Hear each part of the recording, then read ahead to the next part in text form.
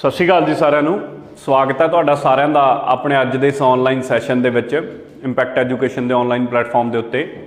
ਸੋ ਆਪਾਂ ਜੋ ਅੱਜ ਡਿਸਕਸ ਕਰਨਾ ਹੈ ਉਹ ਆਪਣਾ ਟੌਪਿਕ ਹੈਗਾ ਮਾਪਣ ਵਾਲੇ ਯੰਤਰ, ਯਾਨੀ ਕਿ ਤੁਸੀਂ ਕਹਿ ਸਕਦੇ ਹੋ ਮੈਜ਼ਰਿੰਗ ਡਿਵਾਈਸਿਸ। ਫਿਜ਼ਿਕਸ ਯਾਨੀ ਕਿ ਭੌਤਿਕ ਵਿਗਿਆਨ ਦੇ ਅੰਡਰ ਇਹ ਟੌਪਿਕ ਪੈਂਦਾ। ਜਿਵੇਂ ਆਪਾਂ ਪਿਛਲੇ ਤੁਸੀਂ ਲੈਕਚਰ ਦੇਖੇ ਹੋਣਗੇ, ਰਿਵਿਊ ਵੀ ਕੀਤਾ ਆਪਾਂ ਨੇ ਪੂਰੇ ਦੇ ਪੂਰੇ ਪੰਜਾਬ ਪੁਲਿਸ ਕਾਂਸਟੇਬਲ ਦੇ ਐਗਜ਼ਾਮ ਨੂੰ। ਉਹਦੇ ਤਹਿਤ ਆਪਾਂ ਸਾਇੰਸ ਨੂੰ ਹੁਣ ਕਵਰ ਕਰਨਾ, ਜਿਸ ਅਕੋਰਡਿੰਗ ਸਾਇੰਸ ਪੁੱਛੀ ਜਾ ਰਹੀ ਹੈ। ਸਾਇੰਸ ਦੇਖੋ ਬੜੀ ਡੀਪ ਵੀ ਨਹੀਂ ਗਏ ਤੇ ਉੱਤੋਂ ਜੇ ਸਾਇੰਸ ਪੁੱਛੀ ਗਈ ਹੈ ਤੇ ਕੁਝ ਕੁ ਗਿਣਤੀ ਦੇ ਚੈਪਟਰ ਹੀ ਨੇ, ਕੁਝ ਕੁ ਚੈਪਟਰ ਭੌਤਿਕ ਵਿਗਿਆਨ ਦੇ ਨੇ ਯਾਨੀ ਕਿ ਤੁਹਾਡੀ ਫਿਜ਼ਿਕਸ ਦੇ ਨੇ, ਕੁਝ ਕੁ ਤੁਹਾਡੇ ਕੋਲੇ ਰਸਾਇਣਿਕ ਵਿਗਿਆਨ ਦੇ ਨੇ ਯਾਨੀ ਕਿ ਕੈਮਿਸਟਰੀ ਦੇ ਨੇ, ਤੇ ਕੁਝ ਕੁ ਬਾਇਓਲੋਜੀ ਦੇ ਨੇ ਸਾਡੇ ਕੋਲੇ। ਉਹੀ ਚੈਪਟਰਾਂ ਨੂੰ, ਜਿਹੜੇ ਚੈਪਟਰਾਂ ਦੇ ਉੱਤੇ ਜ਼ਿਆਦਾ ਸਟ੍ਰੈਸ ਦਿੱਤਾ ਗਿਆ ਉਹਨਾਂ ਚੈਪਟਰਾਂ ਨੂੰ ਹੀ ਆਪਾਂ ਡਿਟੇਲ ਦੇ ਵਿੱਚ ਕਵਰ ਕਰਾਂਗੇ। ਤੇ ਕਵਰ ਕਰਾਂਗੇ ਆਪਾਂ MCQ ਫਾਰਮ ਦੇ ਵਿੱਚ ਹੀ, MCQ ਵਿਦ ਡਿਟੇਲ। ਮਤਲਬ MCQ ਇਹ ਨਹੀਂ ਕਿ ਇਕੱਲਾ MCQ ਆ ਫਲਾਣਾ ਹੁੰਦਾ ਜੀ ਦੈਟਸ ਇਟ, ਉਵੇਂ ਨਹੀਂ। MCQ ਦੀ ਪੂਰੀ ਡਿਟੇਲ ਵੀ ਤੁਹਾਨੂੰ ਨਾਲ ਦਿੱਤੀ ਜਾਊਗੀ। ਸੋ ਸ਼ੁਰੂ ਕਰਦੇ ਹਾਂ ਆਪਣੇ ਅੱਜ ਦੇ ਇਸ ਲੈਕਚਰ ਨੂੰ। ਸਭ ਤੋਂ ਪਹਿਲਾਂ ਮੇਰੇ ਕੋਲੇ ਦੇਖੋ ਪਹਿਲਾ ਸਵਾਲ ਹੈ, ਕਹਿੰਦਾ ਇਹ ਹੇਠ ਦਿੱਤੇ ਹੋਏ ਸਾਧਨਾਂ ਦੇ ਵਿੱਚੋਂ ਕਿਹਦੇ ਲਈ ਵਰਤਿਆ ਜਾਂਦਾ ਕਿ ਜਿਹੜਾ ਸਮੁੰਦਰ ਵਿੱਚ ਡੁੱਬੀਆਂ ਹੋਈਆਂ ਵਸਤੂਆਂ ਦਾ ਪਤਾ ਲਗਾ ਸਕਦਾ। ਮਤਲਬ ਸਾਡੇ ਕੋਲੇ ਕੀ ਹੈ ਕਿ ਸਮੁੰਦਰ ਦੇ ਵਿੱਚ ਜੇ ਆਪਾਂ ਗੱਲ ਕਰੀਏ ਵਸਤੂਆਂ ਡੁੱਬ ਗਈਆਂ, ਸਮੁੰਦਰ 'ਚ ਕੋਈ ਵੀ ਚੀਜ਼ ਡੁੱਬ ਗਈ, ਡਿੱਗ ਗਈ, ਕੋਈ ਕਿਸ਼ਤੀ ਡੁੱਬ ਗਈ। ਕਿਸ਼ਤੀ ਤਾਂ ਛੋਟੀ ਜਿਹੀ ਚੀਜ਼ ਹੀ ਆ ਨਾ ਸਮੁੰਦਰ ਵਾਸਤੇ, ਜਿਹੜਾ ਸਮੁੰਦਰ ਹੁੰਦਾ। ਜੋ ਕਿਸ਼ਤੀ ਡੁੱਬ ਗਈ ਸਾਡੇ ਕੋਲੇ, ਉਹਦਾ ਆਪਾਂ ਨੇ ਪਤਾ ਲਗਾਉਣਾ ਵੀ ਕਿੱਥੇ ਆ ਉਹ ਪਈ। ਤਾਂ ਉਹਦੇ ਲਈ ਆ ਆਡੀਓਮੀਟਰ ਹੈ, ਇਹਨੂੰ ਪੰਜਾਬੀ 'ਚ ਵੀ ਆਡੀਓਮੀਟਰ ਹੀ ਕਹਿੰਦੇ ਆ। ਗਲਵੈਨੋਮੀਟਰ ਹੈ, ਤੀਜਾ ਸੈਕਸਟੈਂਟ ਹੈ, ਜਾਂ ਫਿਰ ਚੌਥਾ ਸੋਨਾਰ ਹੈ। ਕਿਹੜੀ ਚੀਜ਼ ਯੂਜ਼ ਕਰਦੇ ਆ? ਆਹ ਦੇਖੋ, ਆ ਫੋਟੋ 'ਚ ਤੁਹਾਨੂੰ ਥੋੜਾ ਨਜ਼ਰ ਆਊਗਾ। ਆ ਮੇਰੇ ਕੋਲੇ ਫਰਜ਼ ਕਰੋ ਮੇਰਾ ਸ਼ਿਪ ਹੈ ਜਾਂ ਕੋਈ ਆਪਾਂ ਸਮੁੰਦਰੀ ਜਹਾਜ਼ ਕਹਿ ਲਈਏ। ਇਸ ਸਮੁੰਦਰੀ ਜਹਾਜ਼ ਦੇ ਮਦਦ ਦੇ ਨਾਲ ਹੇਠਾਂ ਕੋਈ ਚੀਜ਼ ਪਈ ਆ ਮੇਰੇ ਕੋਲੇ ਇੱਥੇ ਸਪੋਜ਼, ਠੀਕ ਹੈ। ਆਹ ਛੋਟੀ ਜਿਹੀ ਕੋਈ ਇੱਥੇ ਕਿਸ਼ਤੀ, ਉਹ ਮੰਨ ਕੇ ਚੱਲੋ ਕਿ ਆਹ ਕਿਸ਼ਤੀ ਹੈ ਜਿਹੜੀ ਡੁੱਬ ਗਈ। ਇਹਦਾ ਪਤਾ ਲਗਾਉਣਾ, ਤੇ ਇਹਦਾ ਪਤਾ ਲਾਉਣ ਵਾਸਤੇ ਸਾਡੇ ਕੋਲੇ ਜਿਹੜਾ ਯੰਤਰ ਹੁੰਦਾ ਉਹਦਾ ਨਾਮ ਹੈਗਾ ਸੋਨਾਰ। ਸੋਨਾਰ ਦੀ ਫੁੱਲ ਫਾਰਮ ਕੀ ਆ? ਪੇਪਰ ਪੁੱਛ ਸਕਦਾ, ਇੰਪੋਰਟੈਂਟ ਹੈ। ਸੋਨਾਰ ਦੀ ਫੁੱਲ ਫਾਰਮ ਹੁੰਦੀ ਆ ਸਾਊਂਡ ਨੈਵੀਗੇਸ਼ਨ ਐਂਡ ਰੇਂਜਿੰਗ। ਅਗੇਨ ਦੇਖ ਲਓ, ਸਾਊਂਡ ਨੈਵੀਗੇਸ਼ਨ ਐਂਡ ਰੇਂਜਿੰਗ, ਇਹ ਸੋਨਾਰ ਦੀ ਫੁੱਲ ਫਾਰਮ ਹੈ। ਤੇ ਇੱਕ ਸਵਾਲ ਹੋਰ ਬਣ ਸਕਦਾ ਕਿ ਜਿਹੜਾ ਸੋਨਾਰ ਹੈ ਇਹ ਕਿਹੜੇ ਪ੍ਰਿੰਸੀਪਲ, ਯਾਨੀ ਕਿ ਕਿਹੜੇ ਪ੍ਰਿੰਸੀਪਲ ਕੀ ਹੈ ਜਿਹਦੇ ਆਧਾਰ ਤੇ ਇਹ ਕੰਮ ਕਰਦਾ, ਇਹਦੇ ਪਿੱਛੇ ਕਿਹੜਾ ਵਿਗਿਆਨ ਹੈ ਜਿਹਦੇ ਆਧਾਰ ਤੇ ਇਹ ਚੱਲ ਰਿਹਾ ਹੈ। ਇਹ ਅਲਟਰਾਸੋਨਿਕ ਤਰੰਗਾਂ ਹੁੰਦੀਆਂ ਨੇ, ਵੱਖਰੇ ਵੱਖਰਾ ਦੀਆਂ ਤਰੰਗਾਂ ਆਪਾਂ ਦੇਖਦੇ ਹਾਂ। ਰੇਡੀਓ ਤਰੰਗਾਂ ਨੇ, ਅਲਟਰਾਸੋਨਿਕ ਨੇ, ਅਲਟਰਾ ਵਾਇਲਟ ਤਰੰਗਾਂ ਨੇ, ਜਿਵੇਂ ਆਪਾਂ ਦੇਖਦੇ ਹਾਂ। ਤਾਂ ਅਲਟਰਾਸਾਊਂਡ ਜਿਹੜੀਆਂ ਤਰੰਗਾਂ ਨੇ ਨਾ, ਅਲਟਰਾਸਾਊਂਡ ਪੰਜਾਬੀ 'ਚ ਵੀ ਅਲਟਰਾਸਾਊਂਡ ਹੀ ਕਹਾਂਗੇ। ਅਲਟਰਾਸਾਊਂਡ ਤਰੰਗਾਂ ਦੇ ਉੱਤੇ ਆਧਾਰਿਤ ਹੈ ਇਹਦਾ ਪੂਰੇ ਦਾ ਪੂਰਾ ਕੰਮ ਕਰਨ ਦਾ ਜਿਹੜਾ ਢੰਗ ਹੈ। ਹੋਰ ਕਿੱਥੇ ਅਲਟਰਾਸਾਊਂਡ ਵਰਤੀਆਂ ਜਾਂਦੀਆਂ ਨੇ? ਜਿਵੇਂ ਕਿ ਤੁਹਾਡੀਆਂ ਰਡਾਰ ਨੇ। ਰਡਾਰ ਸੁਣੀਆਂ ਤੁਸੀਂ ਨੇ? ਰਡਾਰ ਕੀ ਕਰਦੀ ਆ? ਇਸ ਕੁਐਸਚਨ ਵੀ ਆਊਗਾ, ਮੈਂ ਦੱਸੂਗਾ। ਰਡਾਰਾਂ ਵੀ ਸਾਡੀਆਂ ਅਲਟਰਾਸਾਊਂਡ ਦੇ ਉੱਤੇ ਹੀ, ਵੈਸੇ ਮਾਈਕ੍ਰੋਵੇਵ ਤੇ ਵੀ ਬਹੁਤ ਕੰਮ ਕਰਦੀਆਂ ਨੇ, ਪਰ ਬੇਸਿਕਲੀ ਜੇ ਮੈਂ ਗੱਲ ਕਰਾਂ, ਰਡਾਰ ਵੀ ਐਗਜ਼ਾਮਪਲ ਵਧੀਆ ਨਹੀਂ ਹੋ ਸਕਦੀ ਜਿਹੜੀ ਰਡਾਰ ਨੂੰ ਛੱਡ ਦਿਓ। ਸਭ ਤੋਂ ਵਧੀਆ ਐਗਜ਼ਾਮਪਲ ਤਾਂ ਸਾਡੇ ਬੈਟਸ ਨੇ। ਰਡਾਰ ਨਹੀਂ ਆਪਾਂ ਕਹਿ ਸਕਦੇ, ਬੈਟਸ ਕਹੋ। ਬੈਟਸ ਮਤਲਬ ਤੁਹਾਡੇ ਚਮਗਾਦੜ। ਚਮਗਾਦੜ ਅਲਟਰਾਸੋਨਿਕ ਜਿਹੜੀਆਂ ਇਹ ਵੇਵਜ਼ ਨੇ, ਅਲਟਰਾਸੋਨਿਕ ਵੀ ਕਹਿ ਦਿੰਦੇ ਨੇ, ਇਹਨਾਂ ਤੇ ਕੰਮ ਕਰਦੇ ਆ। ਕੀ ਹੈ ਅਸਲ ਦੇ ਵਿੱਚ? ਮਤਲਬ ਉਹ ਇਹ ਵੇਵ ਨੂੰ ਛੱਡਦੇ ਨੇ ਆਪਦੇ ਮੂੰਹ 'ਚੋਂ ਕਹਿ ਲਓ ਜਾਂ ਜਿੱਥੋਂ ਵੀ ਕਿਸੇ ਪਾਰਟ 'ਚੋਂ। ਹੁਣ ਆਹ ਚਮਗਾਦੜ ਨੂੰ ਦਿਖਦਾ ਤਾਂ ਹੈ ਨਹੀਂ, ਜਿਹੜਾ ਚਮਗਿੱਦੜ ਆ ਸਾਡੇ ਕੋਲੇ, ਉਹਨੇ ਮੂੰਹ 'ਚੋਂ ਆਪਦੇ ਵੇਵ ਛੱਡੀ, ਤਰੰਗ ਛੱਡੀ। ਉਹ ਕਿਸੇ ਚੀਜ਼ ਜਿਹੜੀ ਚੀਜ਼ ਦੇ ਵਿੱਚ ਜਾ ਕੇ ਵੱਜੀ ਤਰੰਗ, ਤੇ ਵੱਜ ਕੇ ਉਸੇ ਕੋਲੇ ਵਾਪਸ ਆਉਂਦੀ ਹੈ। ਉਹ ਉੱਥੋਂ ਅੰਦਾਜ਼ਾ ਲਾਉਂਦਾ ਵੀ ਉਹ ਚੀਜ਼ ਉਹਦੇ ਤੋਂ ਕਿੰਨੀ ਕੁ ਦੂਰ ਹੈ, ਤੇ ਉਹਦੇ ਹਿਸਾਬ ਨਾਲ ਉਹ ਮੁੜ ਜਾਂਦਾ ਹੈ, ਵਿੱਚ ਨਹੀਂ ਵੱਜਦਾ। ਨਹੀਂ ਤਾਂ ਜੇ ਅੰਨਾ ਇੱਕ ਤਰ੍ਹਾਂ ਨਾਲ ਉਹਨੂੰ ਦਿਖਦਾ ਹੀ ਨਹੀਂ, ਫਿਰ ਤਾਂ ਉਹ ਵਿੱਚ ਹੀ ਵੱਜਦਾ ਫਿਰੇ। ਤਾਂ ਇਹ ਇੱਕ ਤਰੀਕਾ ਹੈ, ਤੇ ਇਹੀ ਤਰੀਕੇ ਨਾਲ ਇਹ ਕੰਮ ਕਰਦਾ। ਆਹ ਤਰੰਗਾਂ ਇਹਨਾਂ ਨੇ ਛੱਡੀਆਂ, ਥੱਲੇ ਉਹ ਉਸ ਚੀਜ਼ ਨਾਲ ਟਕਰਾ ਕੇ ਤਰੰਗਾਂ ਵਾਪਸ ਆ ਜਾਣਗੀਆਂ ਸੋਨਾਰ ਕੋਲੇ। ਤਾਂ ਉੱਥੋਂ ਇਹ ਆਹ ਦੂਰੀ ਮਾਪ ਲੂਗਾ ਵੀ ਕਿੰਨੀ ਦੂਰ ਕੋਈ ਚੀਜ਼ ਪਈ ਹੈਗੀ, ਤਾਂ ਇਸ ਤਰੀਕੇ ਨਾਲ ਲੱਭੀ ਜਾ ਸਕਦੀ ਹੈ। ਤਾਂ ਉੱਤਰ ਕੀ ਹੋ ਗਿਆ? ਸੋਨਾਰ ਹੋ ਗਿਆ। ਦੂਜਾ ਸਵਾਲ, ਸਾਊਂਡ ਦੀ ਇੰਟੈਂਸਿਟੀ। ਮਤਲਬ ਤੁਸੀਂ ਨੇ ਧੁਨੀ ਜਿਹੜੀ ਸਾਡੀ ਹੁੰਦੀ ਹੈ ਨਾ, ਸਾਊਂਡ, ਉਹਦੀ ਤੀਬਰਤਾ ਨੂੰ ਮਾਪਣਾ ਹੈ। ਉਹਦੀ ਸਾਊਂਡ ਦੀ ਇੰਟੈਂਸਿਟੀ, ਜਾਂ ਤੁਸੀਂ ਪੰਜਾਬੀ 'ਚ ਆਪਾਂ ਕਹਿ ਲਈਏ ਕਿ ਧੁਨੀ ਦੀ ਤੀਬਰਤਾ, ਉਹਨੂੰ ਮਾਪਣ ਵਾਸਤੇ ਇਹਨਾਂ ਦੇ ਵਿੱਚੋਂ ਕਿਹੜਾ ਯੰਤਰ ਹੈ ਜਿਹੜਾ ਅਸੀਂ ਵਰਤ ਸਕਦੇ ਹਾਂ? ਦੇਖੋ, ਕਰੋਨੋਮੀਟਰ ਹੈ, ਅਨੀਮੋਮੀਟਰ ਹੈ, ਆਡੀਓਫੋਨ ਹੈ, ਜਾਂ ਫਿਰ ਆਡੀਓਮੀਟਰ ਹੈ। ਇਹਦਾ ਸਹੀ ਆਨਸਰ ਬਣਦਾ ਆਡੀਓ ਤੋਂ ਹੀ। ਤੁਹਾਨੂੰ ਸਮਝ ਆ ਗਿਆ ਉਹ ਆਡੀਓ ਦਾ ਮਤਲਬ ਹੀ ਇਹ ਹੁੰਦਾ, ਠੀਕ ਹੈ, ਧੁਨੀ। ਤੇ ਧੁਨੀ ਦੇ ਲਈ ਫਿਰ ਆਡੀਓ ਵਾਲਾ ਹੀ ਹੋ ਸਕਦਾ। ਤਾਂ ਸਿੱਧਾ ਮਤਲਬ ਐਂ ਵੀ ਲਿੰਕ ਕਰ ਸਕਦੇ ਨਾ ਆਪਾਂ, ਜੇ ਆਪਾਂ ਨੂੰ ਇੰਨੀ ਨੌਲੇਜ ਹੈਗੀ ਵੀ ਆਡੀਓ ਦਾ ਮਤਲਬ ਕੀ ਹੈ, ਆਡੀਓ ਆਵਾਜ਼ ਵਾਲੇ ਗਾਣੇ, ਠੀਕ ਹੈ, ਵੀਡੀਓ ਨਾਲ ਵੀਡੀਓ ਚੱਲੂਗੀ ਤਾਂ ਉਹੀ ਚੀਜ਼ ਹੋਗੀ। ਤਾਂ ਮੇਰੇ ਕੋਲ ਸਹੀ ਆਨਸਰ ਹੋ ਗਿਆ ਆਡੀਓ। ਆਹ ਤੁਸੀਂ ਦੇਖ ਸਕਦੇ ਹੋ, ਮਤਲਬ ਐਵੇਂ ਆ, ਇਹ ਐਵੇਂ ਦਾ ਦਿਖਣ ਨੂੰ ਹੁੰਦਾ ਸਾਡੇ ਕੋਲੇ ਯੰਤਰ। ਆਹ ਹੈੱਡਫੋਨ ਲਾਏ ਜਾਣਗੇ, ਆਹ ਤੁਹਾਡੇ ਨਾਲ ਅਟੈਚ ਕੀਤੇ ਰਹੂਗੇ, ਬੋਲੋਗੇ ਤਾਂ ਉਹਦੇ ਨਾਲ ਤੁਹਾਡੀ ਤੀਬਰਤਾ ਮਾਪੀ ਜਾਊਗੀ, ਤੁਹਾਡੀ ਧੁਨੀ ਦੇ ਵਿੱਚ, ਤੁਹਾਡੀ ਆਵਾਜ਼ ਦੇ ਵਿੱਚ ਕਿੰਨੀ ਕੁ ਇੰਟੈਂਸਿਟੀ ਹੈ, ਤੀਬਰਤਾ ਕਿੰਨੀ ਕੁ ਹੈ। ਅਗਲੇ ਸਵਾਲ ਤੇ ਚੱਲਦੇ ਹਾਂ। ਅਗਲਾ ਸਵਾਲ ਹੈਗਾ ਕਿ ਅਨੀਮੋਮੀਟਰ ਨਾਮ ਦਾ ਇੱਕ ਯੰਤਰ ਹੈ, ਅਨੀਮੋਮੀਟਰ, ਇਹਦੇ ਦੁਆਰਾ ਕਿਹਨੂੰ ਮਾਪਿਆ ਜਾਂਦਾ? ਆਹ ਫੋਟੋ ਦੇਖ ਸਕਦੇ ਹੋ ਤੁਸੀਂ, ਇਹ ਅਨੀਮੋਮੀਟਰ ਦੀ ਫੋਟੋ ਆ ਸਾਡੇ ਕੋਲੇ, ਠੀਕ ਹੈ। ਐ ਉੱਚਾ ਟਾਵਰ ਤੇ ਲੱਗੂਗਾ, ਇੱਕ ਖੰਭੇ ਤੇ ਲੱਗੂਗਾ, ਮਤਲਬ ਜੇ ਖੰਭੇ ਤੇ ਲੱਗੂ ਇਹਦਾ ਮਤਲਬ ਇਹਦਾ ਕੋਈ ਹਵਾ ਨਾਲ ਹੀ ਲਿੰਕ ਹੋਊਗਾ, ਤੁਹਾਨੂੰ ਵੈਸੇ ਹੀ ਅੰਦਾਜ਼ਾ ਲੱਗ ਜਾਣਾ ਚਾਹੀਦਾ। ਤਾਂ ਹਵਾ ਦੇ ਵਿੱਚ ਕਿੰਨਾ ਬਲ ਹੈ, ਕਿੰਨੀ ਤੇਜ਼ ਹਵਾ ਚੱਲ ਰਹੀ ਹੈ, ਬਹੁਤ ਜ਼ਿਆਦਾ ਤੇਜ਼ ਹੈ, ਥੋੜੀ ਜਿਹੀ, ਜਿਵੇਂ ਤੂਫਾਨ ਆਉਂਦੇ ਨੇ ਨਾ, ਤਾਂ ਤੂਫਾਨ ਦਾ ਅੰਦਾਜ਼ਾ ਕਿਵੇਂ ਲਾਇਆ ਜਾਂਦਾ ਵੀ ਕਿੰਨੀ ਸਪੀਡ ਦਾ ਤੂਫਾਨ ਸੀਗਾ, ਜਾਂ ਉਹਦੇ ਤਾਂ ਚਲੋ ਕਈ ਹੋਰ ਪਹਿਲੂ ਨੇ ਆਪਣੇ ਕੋਲ ਆਉਣਗੇ, ਰਿਕਟਰ ਸਕੇਲ ਵਗੈਰਾ, ਕਿੰਨੀਆਂ ਚੀਜ਼ਾਂ ਜਿਹੜੀਆਂ ਵਰਤੀਆਂ ਜਾਂਦੀਆਂ ਨੇ।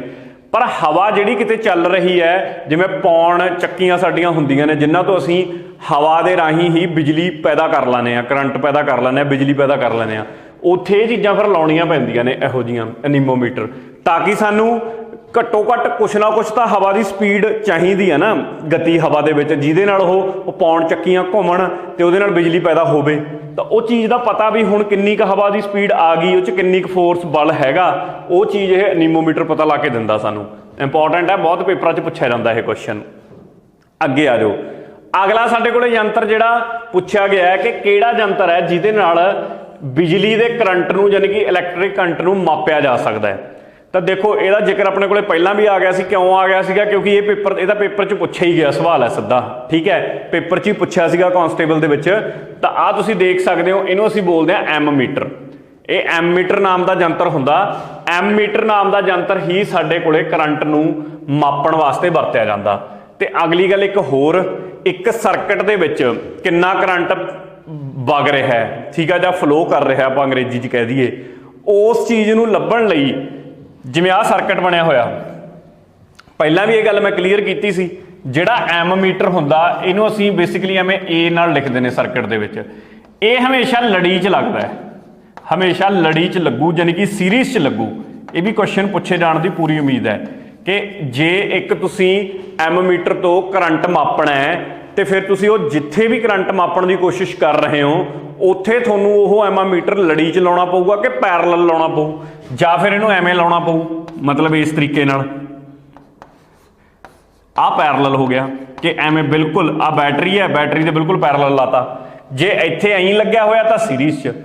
ਇਹਦੀ ਥਾਂ ਤੇ ਇੱਕ ਹੋਰ ਯੰਤਰ ਹੁੰਦਾ ਜਿਹਨੂੰ ਅਸੀਂ ਵੋਲਟ ਮੀਟਰ ਕਹਿੰਦੇ ਹਾਂ, ਵੋਲਟ ਮੀਟਰ। ਵੋਲਟ ਮੀਟਰ ਫਿਰ ਜਿਵੇਂ ਵੋਲਟ ਤੋਂ ਨਾਮ ਸਮਝ ਆ ਰਿਹਾ, ਉਹ ਵੋਲਟੇਜ, ਜਿਵੇਂ ਸਾਡੇ ਘਰਾਂ ਦੇ ਵਿੱਚ ਕਿੰਨੀ ਵੋਲਟੇਜ ਆਉਂਦੀ ਹੈ, ਠੀਕ ਹੈ, ਤੁਸੀਂ ਸਾਰੇ ਸਮਝੋ 220 ਵੋਲਟ ਆਉਂਦਾ ਸਾਡੇ ਘਰਾਂ ਦੇ ਵਿੱਚ। ਤੇ ਸਾਡੇ ਘਰਾਂ ਦੇ ਵਿੱਚ ਜਿਹੜੀ ਲਾਈਟ ਆਉਂਦੀ ਹੈ ਉਹਦੀ ਫ੍ਰੀਕੁਐਂਸੀ ਕਿੰਨੀ ਹੁੰਦੀ ਹੈ? ਫ੍ਰੀਕੁਐਂਸੀ ਉਹਦੀ ਜਿਹੜੀ ਹੁੰਦੀ ਹੈ ਉਹ ਹੁੰਦੀ ਹੈ 50 ਹਰਟਜ਼, ਇਹ ਗੱਲ ਯਾਦ ਰੱਖਿਓ। ਤੇ 220 ਵੋਲਟ ਸਾਡੇ ਵੋਲਟੇਜ ਆਉਂਦੀ ਹੈ ਘਰਾਂ ਦੇ ਵਿੱਚ। ਸਾਡੇ ਘਰਾਂ ਦੇ ਵਿੱਚ ਡੀਸੀ ਕਰੰਟ ਆਉਂਦਾ ਹੈ ਕਿ ਏਸੀ ਕਰੰਟ ਆਉਂਦਾ ਹੈ? ਤਾਂ ਸਾਡੇ ਘਰਾਂ ਦੇ ਵਿੱਚ ਏਸੀ ਕਰੰਟ ਆਉਂਦਾ। ਆ ਵੀ ਸਾਨੂੰ ਪਤਾ ਹੋਵੇ, ਆਲਟਰਨੇਟਿੰਗ ਕਰੰਟ। ਡੀਸੀ ਕਰੰਟ ਕਿਹੜਾ ਹੁੰਦਾ ਫਿਰ? ਡੀਸੀ ਕਰੰਟ ਜਿਹੜਾ ਬੈਟਰੀਆਂ 'ਚ ਹੁੰਦਾ। ਤੁਸੀਂ ਸੈੱਲ ਵਰਤਦੇ ਹੋ, ਸੈੱਲ ਤੋਂ ਵੀ ਤਾਂ ਕਿੰਨੀਆਂ ਥਾਵਾਂ ਤੇ ਤੁਹਾਡੀਆਂ ਗੱਡੀਆਂ ਦੇ ਵਿੱਚ ਬੈਟਰੀ ਆ, ਉਹ ਵੀ ਤਾਂ ਕਰੰਟ ਕੱਢ ਕੇ ਦੇ ਰਹੀ ਹੈ। ਉਹ ਕਿਹੜਾ ਕਰੰਟ ਹੈ? ਡੀਸੀ ਕਰੰਟ ਹੈ। ਜੇ ਤੁਹਾਨੂੰ ਪੁੱਛ ਲਿਆ ਜਾਵੇ ਕਿ ਏਸੀ ਕਰੰਟ ਵੱਧ ਖਤਰਨਾਕ ਹੈ ਕਿ ਡੀਸੀ, ਤਾਂ ਉੱਤਰ ਹੋਣਾ ਚਾਹੀਦਾ ਡੀਸੀ ਕਰੰਟ। ਪਤਾ ਕਿਉਂ? ਮੈਂ ਛੋਟੀ ਜਿਹੀ ਗੱਲ ਸਮਝਾਉਣਾ। ਇਹ ਜਿਹੜਾ ਤਾਂ ਸਾਡੇ ਕੋਲੇ ਏਸੀ ਕਰੰਟ ਆ ਉਹ ਐਂ ਚੱਲਦਾ ਹੈ, ਐਂ, ਠੀਕ ਹੈ, ਤੇ ਜਿਹੜਾ ਡੀਸੀ ਕਰੰਟ ਹੈ ਉਹ ਫਿਕਸ ਹੁੰਦਾ, ਉਹ ਐਂ ਚੱਲਦਾ। ਮਤਲਬ ਵੀ ਜੇ ਇੱਕ ਟਾਈਮ ਦੇ ਉੱਤੇ ਇੱਥੇ ਸਭ ਤੋਂ ਵੱਧ ਵੈਲਿਊ 5 ਵੋਲਟ ਦਾ ਵੋਲਟੇਜ ਦੇ ਹਿਸਾਬ ਨਾਲ ਕਰੰਟ ਚੱਲ ਰਿਹਾ ਹੈ, ਤਾਂ ਕਿਤੇ ਇਹ ਘਟ ਗਿਆ, 1 ਹੋ ਗਿਆ, ਕਿਤੇ 2 ਹੋ ਗਿਆ, ਕਿਤੇ 3 ਹੋ ਗਿਆ, ਕਿਤੇ ਫੇਰ ਮੁੜਿਆ ਆ 2 ਤੇ ਫੇਰ ਇਹ ਵੱਧ ਘਟ ਰਿਹਾ ਜੇ ਆਪਾਂ ਦੇਖੀਏ। ਪਰ ਡੀਸੀ ਕਰੰਟ ਤਾਂ ਬਿਲਕੁਲ ਫਿਕਸ, ਜੇ 5 ਆ ਤਾਂ 5 ਹੀ ਚੱਲ ਰਿਹਾ ਹੈ। ਜੇ 5 ਐਂਪੀਅਰ ਇੱਕ ਸਰਕਟ 'ਚ ਡੀਸੀ ਕਰੰਟ ਪੈਦਾ ਕਰਕੇ ਦੇ ਰਿਹਾ ਹੈ, ਪੂਰੇ ਸਰਕਟ 'ਚ ਮਤਲਬ 5 ਐਂਪੀਅਰ ਕਰੰਟ ਚੱਲੂ। ਹੁਣ ਇੱਕ ਥਾਂ ਤੇ 5 ਹੀ ਚੱਲ ਰਿਹਾ ਹੈ, ਕਿਤੇ ਵੱਧ ਘਟ ਰਿਹਾ ਹੈ, ਫਿਰ ਖਤਰਨਾਕ ਵੱਧ ਕਿਹੜਾ ਹੋਇਆ? 5 ਹੀ ਹੋਇਆ ਨਾ। ਉਹ ਵੱਧ ਘਟ ਵਾਲਾ ਤਾਂ ਚਲੋ ਜਦੋਂ 5 ਤੇ ਜਾਊ ਉਦੋਂ ਹੀ ਵੱਧ ਨੁਕਸਾਨ ਕਰੂ, ਜਦੋਂ ਘਟ ਗਿਆ ਉਦੋਂ ਤਾਂ ਘੱਟ ਨੁਕਸਾਨ ਕਰੂ ਨਾ। ਪਰ ਜਿਹੜਾ ਆਹ ਫਿਕਸ ਚੱਲ ਰਿਹਾ ਤੁਹਾਡੇ ਕੋਲੇ ਪੱਕਾ ਹੀ, ਇਹ ਕਿੱਥੇ ਛੱਡੂਗਾ? ਇਹਨਾਂ ਦਾ ਛਾਲਾਂ ਚੁਕਾਉਣੀਆਂ ਹੀ ਨੇ ਤੁਹਾਡੀਆਂ, ਜੋ ਮਰਜ਼ੀ ਹੋ ਜਾਏ, ਠੀਕ ਹੈ। ਤਾਂ ਇਹ ਸਾਨੂੰ ਪਤਾ ਹੋਵੇ। ਵੋਲਟ ਮੀਟਰ ਜਿਹੜਾ ਹੁੰਦਾ ਇਹ ਵੋਲਟੇਜ ਨੂੰ ਮੈਜ਼ਰ ਕਰਨ ਵਾਸਤੇ ਹੈ, ਵੀ ਤੁਹਾਡੇ घर ਦੇ ਵਿੱਚ ਕਿੰਨੀ ਵੋਲਟੇਜ ਆ ਰਹੀ ਹੈ ਚੈੱਕ ਕਰਨੀ ਹੋਵੇ ਤਾਂ ਵੋਲਟ ਮੀਟਰ ਨੂੰ ਅਸੀਂ ਵਰਤ ਕੇ ਕਰ ਸਕਦੇ ਹਾਂ। ਇਹ ਤੋਂ ਇਲਾਵਾ ਇੱਕ ਹੋਰ ਯੰਤਰ ਹੁੰਦਾ ਜਿਹਦੇ ਬਾਰੇ ਸਾਨੂੰ ਪਤਾ ਹੋਣਾ ਲਾਜ਼ਮੀ ਜ਼ਰੂਰੀ ਹੈ, ਉਹਨੂੰ ਅਸੀਂ ਕਹਿੰਦੇ ਹਾਂ ਮਲਟੀਮੀਟਰ। ਮਲਟੀਮੀਟਰ ਅੰਗਰੇਜ਼ੀ ਦੇ ਵਿੱਚ ਵੀ ਲਿਖ ਸਕਦੇ ਹੋ ਮਲਟੀਮੀਟਰ। ਮਲਟੀਮੀਟਰ ਕੀ ਕੰਮ ਹੁੰਦਾ, ਤੁਸੀਂ 11ਵੀਂ 12ਵੀਂ ਦੇ ਵਿੱਚ ਜਦੋਂ ਜੇ ਲੈਬ ਜਾਂ 9ਵੀਂ 10ਵੀਂ ਦੇ ਵਿੱਚ ਵੀ ਈਵਨ ਜਿਹੜੀ ਲੈਬਸ ਸਾਡੇ ਕੋਲੇ ਹੁੰਦੀਆਂ ਨੇ ਉੱਥੇ ਮਲਟੀਮੀਟਰ ਦਾ ਇਸਤੇਮਾਲ ਕਰਿਆ ਹੋਊਗਾ ਜ਼ਰੂਰ। ਵੋਲਟੇਜ ਨੂੰ ਜਾਂ ਫਿਰ ਜਿਹੜੀ ਸਾਡੇ ਕੋਲੇ ਇੱਕ ਰੈਜ਼ਿਸਟੈਂਸ ਨਾਮ ਦੀ ਚੀਜ਼ ਹੁੰਦੀ ਹੈ, ਅੱਗੇ ਆਊਗੀ ਮੈਂ ਦੱਸਦਾ, ਮੇਨਲੀ ਰੈਜ਼ਿਸਟੈਂਸ ਜਾਂ ਵੋਲਟੇਜ ਇਹਨਾਂ ਨੂੰ ਮਾਪਣਾ ਜੇ ਤਾਂ ਉਹਦੇ ਵਾਸਤੇ ਮਲਟੀਮੀਟਰ ਵਰਤਿਆ ਜਾਂਦਾ। ਤਾਂ ਤਿੰਨ ਯੰਤਰ ਸਾਹਮਣੇ ਆਏ ਨੇ, ਮਲਟੀਮੀਟਰ ਆਇਆ, ਐਮਾਮੀਟਰ ਆ ਗਿਆ ਕਰੰਟ ਲਈ, ਵੋਲਟੇਜ ਲਈ ਕੀ ਆ ਗਿਆ ਵੋਲਟਮੀਟਰ। ਵੋਲਟਮੀਟਰ ਹਮੇਸ਼ਾ ਪੈਰਲਲ ਦੇ ਵਿੱਚ ਲੱਗਦਾ ਹੈ, ਜਦ ਕਿ ਐਮਾਮੀਟਰ ਹਮੇਸ਼ਾ ਸੀਰੀਜ਼ ਲੜੀ ਦੇ ਵਿੱਚ ਲੱਗਦਾ ਹੈ। ਗੱਲਾਂ ਕਲੀਅਰ ਨੇ? ਆਹ ਬੇਸਿਕਲੀ ਜੋ ਸਾਡੇ ਘਰੇ ਆਉਂਦੀ ਹੈ ਲਾਈਟ, ਉਹਦਾ ਸਾਰੇ ਦਾ ਸਿਸਟਮ ਹੈ। ਮੈਂ ਉਮੀਦ ਕਰਦਾ ਕਿ ਚੀਜ਼ ਕਲੀਅਰ ਹੋ ਗਈ ਹੋਊ। ਹੁਣ ਆਪਾਂ ਅੱਗੇ ਅਗਲੇ ਸਵਾਲ ਤੇ ਚੱਲਦੇ ਹਾਂ।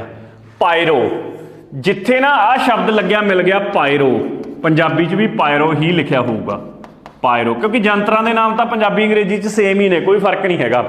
ਪਾਇਰੋਮੀਟਰ ਦੀ ਜੇ ਗੱਲ ਕਰ ਲਈਏ, ਜਿੱਥੇ ਪਾਇਰੋ ਲੱਗਿਆ ਮਿਲ ਗਿਆ ਇਹਦਾ ਮਤਲਬ ਹੁੰਦਾ ਬਹੁਤ ਜ਼ਿਆਦਾ ਹਾਈ ਤਾਪਮਾਨ ਕਹਿ ਲਓ ਜਾਂ ਹਾਈ ਟੈਂਪਰੇਚਰ ਕਹਿ ਲਓ। ਜਦੋਂ ਕੋਈ ਬਹੁਤ ਜ਼ਿਆਦਾ ਹਾਈ ਟੈਂਪਰੇਚਰ ਵਾਲੀ ਚੀਜ਼ ਦੀ ਗੱਲ ਕੀਤੀ ਜਾਊਗੀ ਤਾਂ ਪਾਇਰੋ ਸ਼ਬਦ ਲੱਗਿਆ ਮਿਲੂਗਾ।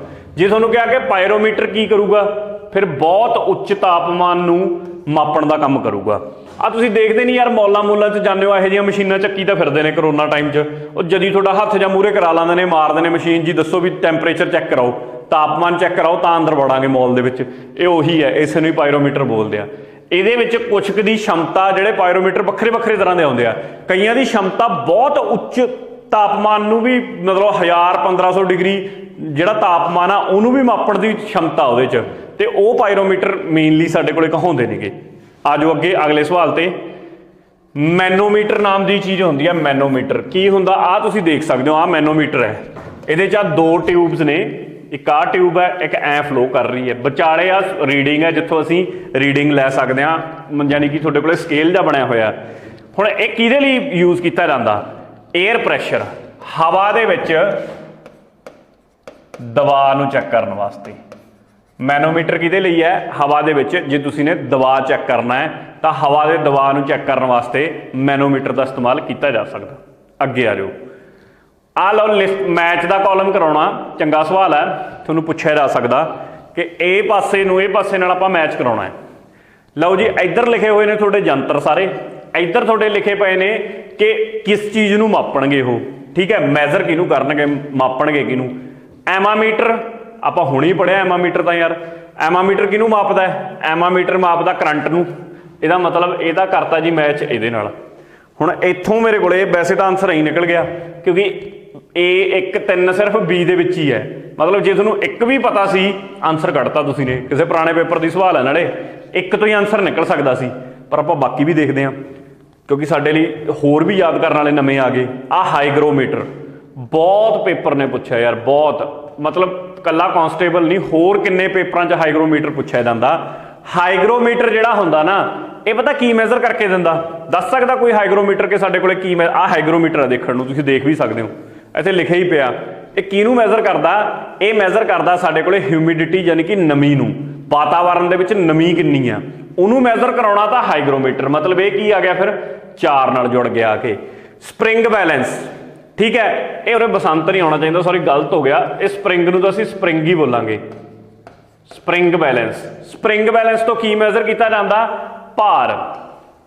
ਭਾਰ ਹੀ ਮੈਜ਼ਰ ਕਰਦੇ ਨੇ ਸਪਰਿੰਗ, ਉੱਪਰ ਥੱਲੇ ਹੋ ਗਏ ਕਿ ਜੇ ਤੁਸੀਂ ਕਿਸੇ ਚੀਜ਼ ਦਾ ਭਾਰ ਮੈਜ਼ਰ ਕਰਨਾ ਤਾਂ ਸਪਰਿੰਗ ਬੈਲੈਂਸ ਨਾਲ ਕਰ ਸਕਦੇ ਹੋ।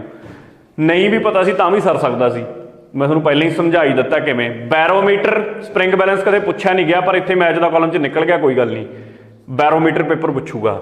ਬੈਰੋਮੀਟਰ ਕਿਹਨੂੰ ਮੈਜ਼ਰ ਕਰਦਾ? ਦਬਾਅ ਨੂੰ, ਪ੍ਰੈਸ਼ਰ ਨੂੰ।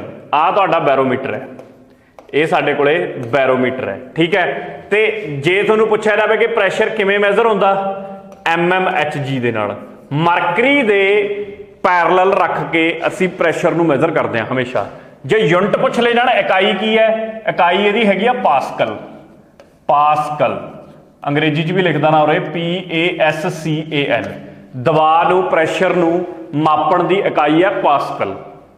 ਚੀਜ਼ਾਂ ਯਾਦ ਹੋਣ, ਇਹ ਪੇਪਰ 'ਚ ਆਉਣ ਵਾਲੀਆਂ ਚੀਜ਼ਾਂ ਨੇ। हो गया जी क्लीयर सवाल। चलिए अगे फिर आ जाओ अगले सवाल ते। दुध की घनता नूं किन्ना संघना है दुध यार, आ तो तुहानूं पता होना चाहिए। अपने पिंडां दे विच डेयरियां वाले कोले जाके देख आए जे नहीं पता, वो लई फिरदे हुंदे ने एडा वड्डा आह देखिया उन्हां दे कोले आ जंतर। मैं कहना जे नहीं देखिया तो बड़ी माड़ी गल है, जाके देख आए जिन्हें नहीं देखिया दुध वाले कोले। इनू असीं की बोलते हैं, इनू असीं बोलते हैं बेसिकली, दस सकता कोई कि इनू की बोलिया जाता? इत्थे गलत हो गया, इनू ठीक कर लियो। इनू बोलिया जाता लैक्टोमीटर। की बोलिया जाता जी? लैक्टोमीटर। तो दुध की घनता नूं जे मापना है तो सी होना चाहिए, गलती नाल लिखिया पिया, तो उत्तर की बनता लैक्टोमीटर। इनू लैक्टोमीटर के नाम नाल जाणिया जांदा। आ देखो इत्थे लिखिया हुंदा, मतलब जे तुहाडी रीडिंग इत्थे जे आउंदी है मतलब 100% दुध है, पानी इह है ही नहीं। जिमें जिमें यह उत्ते चढ़ी जाऊगा, आ एक इहदे विच ना ये पाउंदे ने, ये बेसिकली चैक की करता है अडल्ट्रेशन। अडल्ट्रेशन का मतलब हुंदा कि दुध दे विच कुछ मिक्सिंग तो नहीं हुई हुई, दुध च पानी ना मिक्स होया होवे। अजकल तो पता नहीं की मिक्स करते हैं, पानी तो फिर भी सर जाता, चलो पानी वो पिउणगे, जो कुछ होर कर देंगे वो ज़्यादा खराब करता काम। तो वो चीज़ है, उन्होंने मापण वास्ते है लैक्टोमीटर।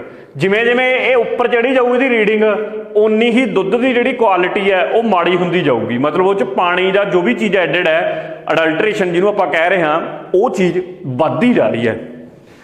अगे चलते हैं अगले सवाल पर। जिमें कि तुहानूं पता, एक सेकंड लूँगा बस, ज़्यादा नहीं, कि अपना कांस्टेबल का जिहड़ा बैच है ऑलरेडी चल रहा, तो बच्चों वालों बड़ा ही हुंगारा मिलेगा। तुहाडा बहुत बहुत धन्नवाद। तो बहुत ही मेहनत नाल कोर्स बनाया गया है, तो पूरे इसे पेपर नूं टारगेट करते हुए ये सिर्फ तो सिर्फ जो कांस्टेबल दे विच सानूं सिलेबस आना है, जिवें मैं तुहानूं एनालिसिस वाली वीडियो इत्थे डिस्क्रिप्शन च भी पा दूँ, तो चैनल पर पई आ ऑलरेडी। वो एनालिसिस तुसीं देखो, च सिलेबस देखो, तुहानूं उही एक एक चीज़ तुहानूं अपने कोर्स दे विच मिलूगी, तो वो भी बहुत डिटेल्ड वे दे विच। ते इस प्राइस दे विच मैं चैलेंज करदा कि तुहानूं इस क्वालिटी का कोर्स नहीं अवेलेबल मिलना किते। हाँ, मैं क्लेम करदा, बाकी तो तुसीं ने देखना है। तुसीं इहदे लई की कर सकते हो, डेमो वीडियोज़ अपनी यूट्यूब पर भी पईयां ने, वो देखो। ऐप जिमें कि इंपैक्ट एजुकेशन के नाम तो ऐप है, ਉਹਦਾ लिंक भी, ऐप का लिंक भी मैं थले पा दूंगा अपनी डिस्क्रिप्शन के विच। उत्थे जाओगे तो प्ले स्टोर पर जाके तुसीं ऐप डाउनलोड कर सकते हो। जे किसी को एप्पल का फोन है तो वह माई इंस्टीट्यूट नाम तो ऐप डाउनलोड करूगा, तो उस तो बाद थोड़ा फोन मंगूगा कि भाई ਇਹਦਾ ORG कोड दसो की है। तो ORG कोड तुसीं ने भरना है ZDRKO। दोबारा लिखदा ना, इत्थे लिख रहे हैं ZDRKO, ये ORG कोड है। उस तो बाद ऐप च जाओगे, ऐप दे विच कई कोर्स दिखणगे। तुसीं जे कांस्टेबल वाला कोर्स देखना, उन्होंने खोलोगे, खोल के उत्थे हर सबजैक्ट की, चाहे वह साडे कोले संविधान है, चाहे वह साडे कोले पंजाबी व्याकरण है, पंजाब दी GK है, हर एक दे एक या दो दो लैक्चर ओपन होणगे। ओपन का मतलब की है, उन्होंने कोई भी सुन सकता, चाहे किसी ने खरीदिया कोर्स चाहे नहीं खरीदिया। तुसीं सुन के देखो, सुन के क्वालिटी चैक करो, देखो कि तुहानूं हर सबजैक्ट नूं देखो। मेरी पहली यही गल हुंदी है कि इंस्टीट्यूट च एक दो सबजैक्ट चंगे हुंदे ने, उही तुहानूं दिखा के कोर्स बेच दिते जांदे ने, पर इत्थे इहो जिहा कुछ बिल्कुल नहीं होऊगा। मैं तो आपदे मूँहों बोल रहा, सारे जिन्ने सबजैक्ट ने वेटेज तुसीं ने देख ही ली कि किहड़े पेपर च किहड़े सबजैक्ट की कितनी वेटेज रहनी है। हर सबजैक्ट के डैमो चैक करो, जे तुहाडी हर सबजैक्ट ते तसल्ली हो रही है, फिर तुसीं इस कोर्स वाल जा सकते हो। ठीक है, तो आ अपने कोर्स वाले इन्फॉर्मेशन सी। फिर भी कोई क्वेरी रह जाती, नंबर है 70 87 40 54 54, एनी टाइम इत्ते कॉल कर सकते हो। नहीं कॉल आऊगी तो वापस तुहानूं चक्की गई, क्योंकि जिवें हुण मैं रिकॉर्ड कर रहा, हुण पिछों कॉल आ गई तो शायद मैं नहीं चक पाऊँगा, तो तुहानूं वापस कॉल आ जाऊगी, कोई इशू नहीं है। ठीक है, अगले सवाल पर चलते हैं। अगला सवाल मेरे को EEG। पहला तो फुल फॉर्म सीधी पुछ लैंदे ने कि EEG की फुल फॉर्म दसो जी की बनती है। तो EEG की फुल फॉर्म होंदी है इलैक्ट्रो एसेफलोग्राम। ठीक है, वैसे एनसीफेलोग्राम बोलते हैं, पंजाबी दे विच एनसेफलोग्राम भी कह देंगे ने। तो आ पंजाबी वाले नोट कर सकते हैं, इत्थों अंग्रेजी वाले नोट कर सकते हैं। EEG की फुल फॉर्म इलैक्ट्रो एनसीफेलोग्राम की काम आता है। देखो जी, आ तुहानूं दिख ही रहा फोटो के विच, आ तुहाडे कोले आ सिर दे उत्ते एक पवा के टोपी जी, उहदे उत्ते ऐ तारां लगियां हुंदियां ने।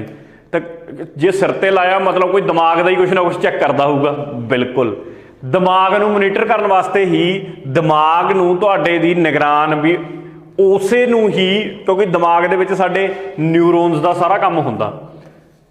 ਜੇ ਤੁਹਾਨੂੰ ਪੁੱਛਿਆ ਜਾਵੇ ਨਾ ਕਿ ਜਿਵੇਂ ਹੁਣ ਮੈਂ ਫਰਜ਼ ਕਰੋ ਕੋਈ ਤਵਾ ਬਹੁਤ ਗਰਮ ਆ, ਮੈਂ ਉਹ 'ਤੇ ਹੱਥ ਧਰ ਲਿਆ, ਹੱਥ ਮੱਚੂਗਾ ਹੀ, ਹੋਰ ਕੀ ਹੋਊਗਾ। ਨਾਲ ਦੀ ਨਾਲ ਮੈਂ ਹੱਥ ਚੱਕ ਲੈਣਾ। ਕਿਵੇਂ ਚੱਕ ਲੈਣਾ? ਮੇਰੇ ਬੋਡੀ ਦੇ ਵਿੱਚ, ਮੇਰੇ ਸਰੀਰ 'ਚ ਨਿਊਰੋਨਸ ਨੇ, ਉਹ ਨਿਊਰੋਨਸ ਦਿਮਾਗ ਨੂੰ ਸਿੱਧਾ ਮੈਸੇਜ ਭੇਜਦੇ ਨੇ। ਕਿਹਦੇ ਥਰੂ ਭੇਜਦੇ ਨੇ? ਉਹ ਭੇਜਦੇ ਨੇ ਇਲੈਕਟ੍ਰਿਕ ਸਿਗਨਲਾਂ ਦੇ ਥਰੂ। ਇਲੈਕਟ੍ਰਿਕ ਸਿਗਨਲ ਜਿਹੜੇ ਹੁੰਦੇ ਨੇ ਨਾ, ਇਲੈਕਟ੍ਰੀਕਲ ਸਿਗਨਲ ਦੀ ਫਾਰਮ ਦੇ ਵਿੱਚ ਸਾਡੀ ਬੋਡੀ ਵਿੱਚ ਦੀ ਐ ਸਿਗਨਲ ਜਾਂਦਾ, ਸਿੱਧਾ ਦਿਮਾਗ ਕੋਲੇ ਪਹੁੰਚਦਾ, ਤੇ ਦਿਮਾਗ ਨਾਲ ਦੀ ਨਾਲ ਹੱਥ ਨੂੰ ਆਰਡਰ ਭੇਜ ਦਿੰਦਾ ਵੀ ਚੱਕ ਲਾ ਹੱਥ, ਨਹੀਂ ਤਾਂ ਹੋ ਜੂ ਕੰਮ।